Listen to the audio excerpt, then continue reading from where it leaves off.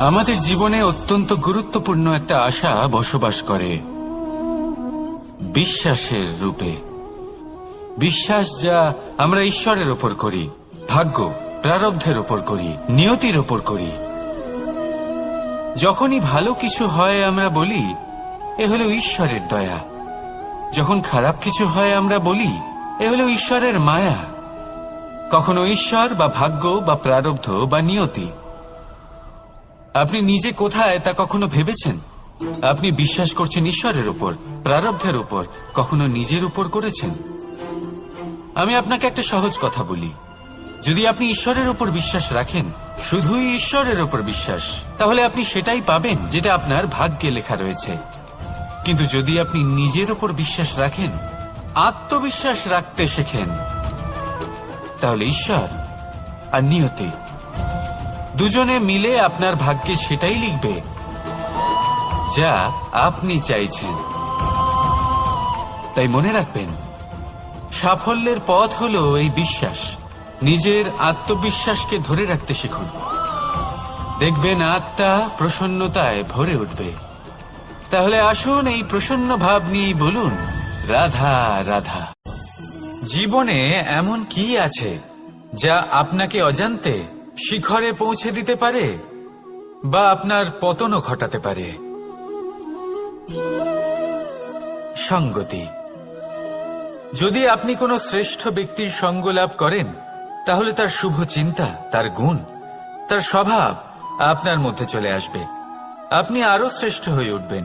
আবার সেখানেই যদি আপনি কোনো দুষ্ট ব্যক্তির সঙ্গতি লাভ করেন, কোনো খারাপ মানুষের সঙ্গতি লাভ করেন, তাহলে আপনার শুভ চিন্তা, আপনার গুণ, তা যে কখন আপনার থেকে কেড়ে নেওয়া হবে সেটা আপনি জানতেও পারবেন না।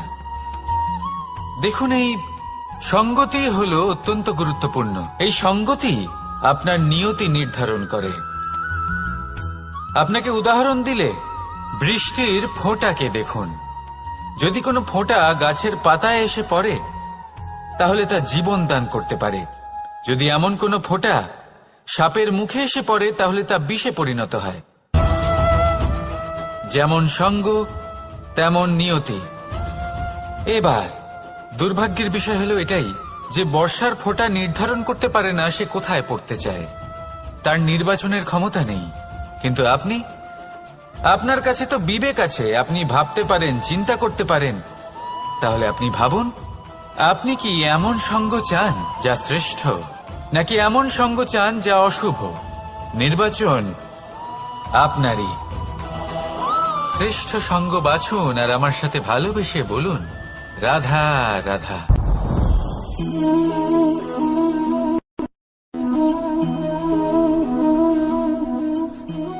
মুক্ত। এই মুক্তই সবাইকে মোহিত করে দেয়, নিজের দিকে আকর্ষিত করে। অত্যন্ত সুন্দর, গোল, শুভ্র। মুক্ত দ্বারা নির্মিত আভূষণ, তা হয়তো সে মুকুটই হোক বা কোনো স্ত্রীর অলংকার, তাকে আরো সুন্দর করে তোলে, তাকে আরো সুন্দর দেখতে লাগে। এবার এই মুক্তকে এত সুন্দর দেখার জন্য কত কষ্ট সহ্য করতে হয় তা কি কখনো আপনি ভেবেছেন?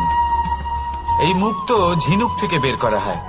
ঝিনুক, যা কিনা সমুদ্রের তলদেশে থাকে। ওকে কত কষ্ট সহ্য করতে হয়, জলের চাপ সহ্য করতে হয়, সমুদ্রের স্রোত সহ্য করতে হয়। এই ঝিনুককে এত কষ্ট সহ্য করতে হয়, এই মুক্তকে এত কষ্ট সহ্য করতে হয়, তারপরে এর রূপ এত সুন্দর হয়। যদি আপনিও আপনার পরিশ্রমের সৌন্দর্য, নিজের পরাক্রমের সৌন্দর্য এই সংসারে প্রকাশিত করতে চান, তাহলে আপনাকেও কষ্ট সহ্য করতেই হবে। তাই জীবনে যখনই সংকট আসবে, বিপদ আসবে, সমস্যা আসবে, তখন একে সুযোগ হিসেবে গ্রহণ করুন।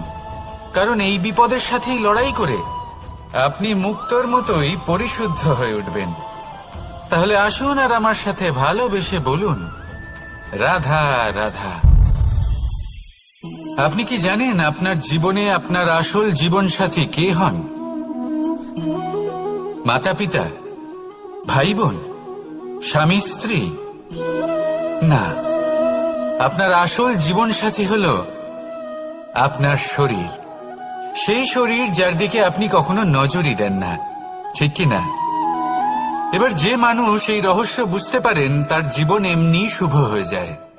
আপনি নিজেই দেখুন না, সে সংসারের মঙ্গলই করা হোক বা সত্যের রক্ষা করা হোক, তা সে শত্রুর সাথে যুদ্ধ করা হোক বা মিত্রকে রক্ষা করা হোক, এই শরীরই তো কাজে আসে। তপস্যাতে, বলিদানে, পরিশ্রমে এই শরীরই হলো আধার, ঠিক কিনা? তাই আমাদের কর্তব্য হলো যে আমরা যেন নিজের শরীরের যত্ন নিই। আমরা কি খাই, আমাদের কি খাওয়া উচিত, এটা যেন বুঝি। কোনটা সুপাচ্য আর কোনটা নয়, এটা যেন বুঝি। কারণ যেমন হবে অন্ন, মনও তেমনই হবে। যত ভালো অন্ন তত ভালো মন। আর সুস্থ শরীর হলো সুস্থ মনের আধার, এ কথা অবশ্যই মনে রাখবেন। আর যদি মন সুস্থ থাকে তাহলে সকল শুভ উদ্দেশ্য পূর্ণ হবে। তাহলে আসুন আর আমার সাথে ভালোবেসে বলুন, রাধা রাধা। কথায় আছে যে দৃষ্টি অত্যন্ত কঠোর হয়, অত্যন্ত শক্তিশালীও হয়। কথায় আছে যে কারোর উপর যদি কুদৃষ্টি পড়ে তাহলে তার বিনাশ কেউ আটকাতে পারে না।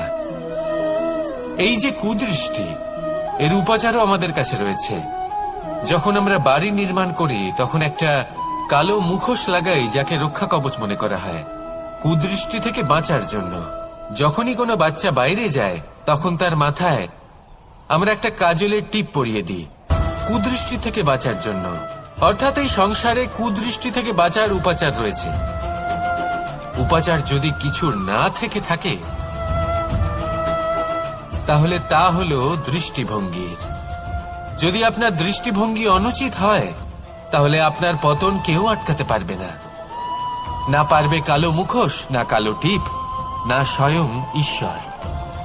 সেই জন্য নিজের দৃষ্টিভঙ্গি শুভ করে তুলুন, সবকিছু শুভই হবে। আসুন আমার সাথে ভালোবেসে বলুন, রাধা রাধা। কথায় আছে যে জীবনের আধার হলো সম্পর্ক, প্রসন্নতারও এবং ঈশ্বরের সাথে দেখা পাওয়ারও। এবার এই সম্পর্কের আধার আসলে কি? সেবা? না। বোঝাপড়া? না। অপেক্ষা? না। এই সম্পর্কের আধার হলো বিশ্বাস। যদি বিশ্বাস ভেঙে যায় তাহলে জেনে রাখবেন যে সম্পর্করূপী এই ভবন, এর ভিতই ভেঙে গেল। আর যদি ভিত ভেঙে যায় তাহলে সেখানে অন্য কোনো ভবন নির্মাণ সম্ভব নয়, সম্ভবই নয়। এই সমস্ত সম্পর্কের বিশ্ব বিশ্বাসে বসবাস করে। এই বিশ্বাস হলো অত্যন্ত গুরুত্বপূর্ণ। এই বিশ্বাসের জোরেই আমি আর রাধা কোনো সাংসারিক বন্ধনে আবদ্ধ না হয়েও এক অত্যন্ত দৈব অলৌকিক বন্ধনে আবদ্ধ। এই হলো বিশ্বাস, যার দ্বারা 11 অক্ষৌহিনী সেনার সামনে অর্জুন দাঁড়িয়েছিল এবং জয়ী হয়েছিল। এই বিশ্বাস হলো অত্যন্ত গুরুত্বপূর্ণ। তাই বিশ্বাস করতে শিখুন, বিশ্বাস দিতে শিখুন, বিশ্বাস পালন করতে শিখুন। আর আমার সাথে ভালোবেসে বলুন, রাধা রাধা। এই সংসার অত্যন্ত বিচিত্র এক স্থান। এ সত্য খুঁজতে থাকে, আর সত্য খুঁজে পেলেই তা প্রমাণ করতে চায়। সে চায় তার প্রমাণ পেতে, সাক্ষী পেতে চায়। সেক্ষেত্রে আমাকে বলুন যে সত্য কি করতে পারে? সেই ব্যক্তি যে সত্যকে ধরে আছে সে কি করবে? কিছুই নয়। কিছু করার প্রয়োজনই নেই, শুধু তাতে টিকে থাকতে হবে। সেই হিমালয়ের মতো যা আজ পর্যন্ত টিকে রয়েছে। যদি আপনি সত্যবাদী হন তাহলে আপনার কিচ্ছু প্রমাণ করার কোনো প্রয়োজন নেই। যদি প্রয়োজন থাকে তাহলে সত্যের সাথে টিকে থাকার। এই সময় নিজে সাক্ষী হবে, নিজে প্রমাণ দেবে। এই নিয়তি স্বয়ং প্রমাণিত করবে যে আপনি সত্যবাদী ছিলেন, আপনি সত্যের পথে ছিলেন। তাহলে আসুন আর আমার সাথে ভালোবেসে বলুন, রাধা রাধা। ঈশ্বর আমাদের হাত প্রদান করেছেন। হাত যা জড়ো করা হয় প্রণাম করার জন্য, ঊর্ধ্বগামী হয় প্রার্থনার জন্য। এই হাত যার দ্বারা আমরা খাবার খাই, ফসল উৎপাদন করি। কিন্তু এই হাতের দ্বারা সবথেকে শ্রেষ্ঠ কাজ কি হতে পারে? সেবা। আগে হ্যাঁ, সেই হাত যা সামনে এগিয়ে আসে সেবা করার জন্য, যে সেবা করে তাদের যারা দুঃখে থাকেন, নিরাশ হয়ে থাকেন, যারা সেবা করেন তাদের যারা কিনা দরিদ্র, সেই হাত হলো সব থেকে অধিক মহান। ঈশ্বরকে দীনবন্ধু বলা হয়ে থাকে, কারণ যারা দুঃখী হন, নিরাশ হন, দরিদ্র হন, ঈশ্বর তাদের সাহায্য করেন, তাদের সহায়ক হন, তাদের মধ্যে ঈশ্বর বাস করেন।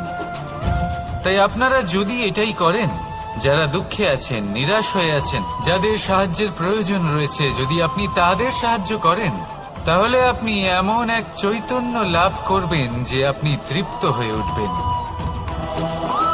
তাহলে সবার সেবা করুন আর আমার সাথে ভালোবেসে বলুন, রাধা রাধা। ভয়। জীবনে আমরা কোন কোন বিষয়ে ভয় পাই? কোনো মানুষকে হারানোর ভয়, কোনো মানুষ, কোনো সম্পর্ককে হারানোর ভয়, অর্থহানির ভয়, সময়হানির ভয়। এবার বিষয়টা হলো, এই ভয় কখনো আমাদের কোনো লাভ করে না। এটা সবসময় আমাদের পিছনে ঠেলে আর নিচু স্তরে নামিয়ে দেয়, কখনোই আমাদের উত্থানের কারণ হয় না। তাই জীবনে যদি কোনো ভয়ের কারণ থাকতেই হয়, তা শুধুই এটা যে মানুষের কথা ভাবতে ভাবতে, সম্পর্কগুলিকে হারানোর ভয়, মানুষকে হারানোর ভয়, সবার মন রাখতে রাখতে আপনি যেন নিজেকে, নিজের ভাবনা চিন্তাকে না হারিয়ে ফেলেন। যদি এরকম হয়, যদি সকলের মন রাখতে রাখতে আপনি নিজেই নিজেকে হারিয়ে ফেলেন, নিজের ভাবনা, নিজের লক্ষ্য, নিজের মন্তব্যকে হারিয়ে ফেলেন, তাহলে সংসারে যতই যাই হয়ে যাক না কেন, প্রসন্নতা লাভ করবেন না। তাই রক্ষা তাকেই করুন যে আপনাকে রক্ষা করে, আপনার মানসিকতা, আপনার ব্যক্তিত্ব, আপনার লক্ষ্যকে রক্ষা করে। আর যদি কোনো বিষয় ভীত হতে হয়, তবে আপনি যেন নিজের উদ্দেশ্যের থেকে দূরে না চলে যান। তাহলে আসুন আর আমার সাথে ভালোবেসে বলুন, রাধা রাধা। সময় একটু একটু করে কেটে যায়, একটু একটু করে নিকটে আসে। খুব অদ্ভুত ব্যাপার। এই সময় প্রতিকূল হলেও একটু একটু করে কেটে যায়। এই সময় যদি ভালো হয়, তাহলে একটু একটু করে নিকটে আসে। অনুচিত তখনই হয় যখন আমরা নিজেদের অসফলতার জন্য সময়কে দোষ দিই, কিন্তু আসলে তেমনটা হয় না। আপনার পরিশ্রম আর প্রয়াস দ্বারাই আপনি সাফল্য লাভ করবেন, সময়ের দ্বারা নয়।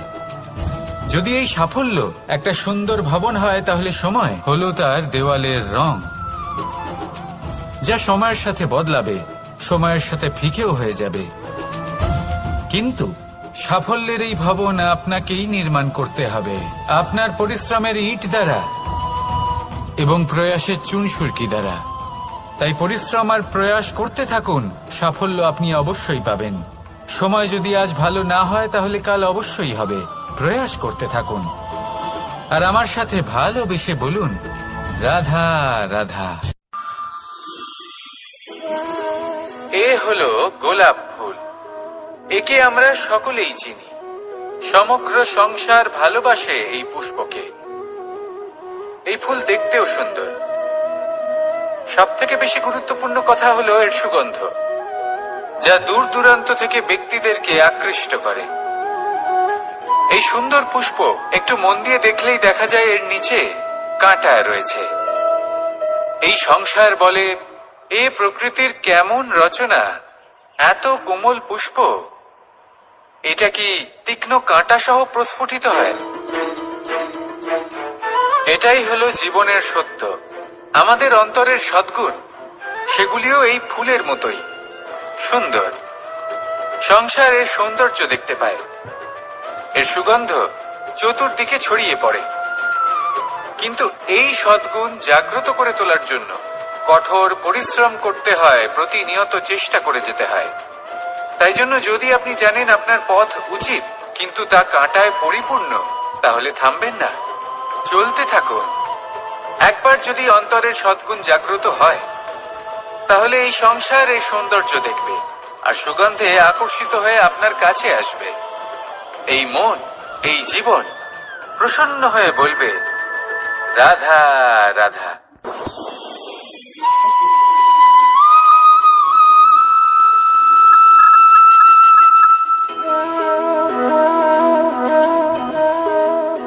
মোহনের বাঁশির এই সুর, এই সঙ্গীত কার না পছন্দ হয়, সবারই খুব ভালো লাগে।